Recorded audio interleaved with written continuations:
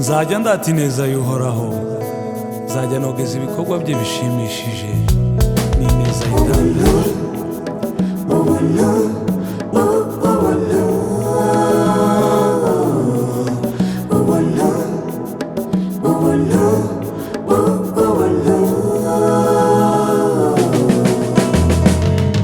Nigute wabikoze imyaka yose nshuti, nigute wabigenje kugeza amagingo ya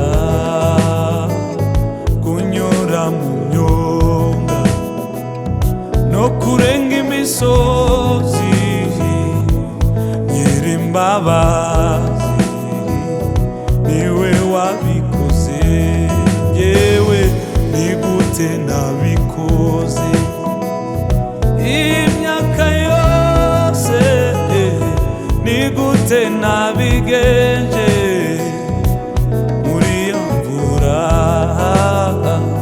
nimushaka kubimenya uburyo nageza biroroshe gusobanura.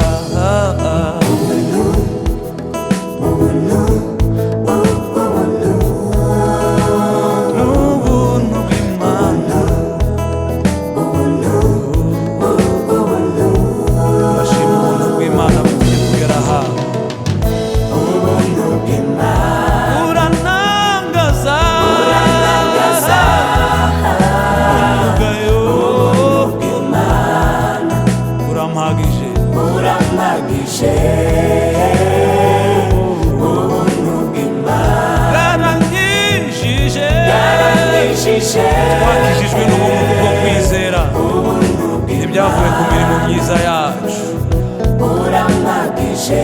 ubuntu bwayo gusa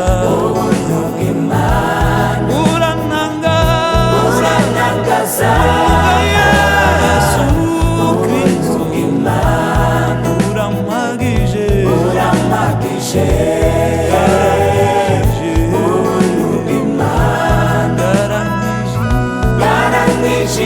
bari kure y'amasezerano, ubuntu bw'Imana burampagije.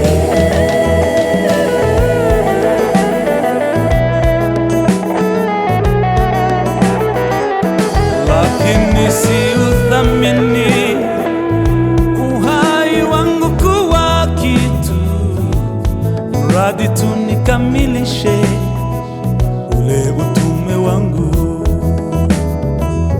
na ile kazi aliyonipa Bwana Yesu wangu,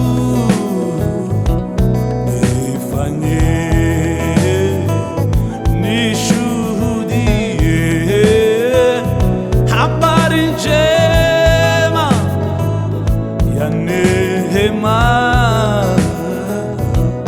ya Mungu, nishuhudie habari njema ya neema ya Mungu. Nami waramishe, Iwanererana kandi wahagaze mu ruhande rwanjye,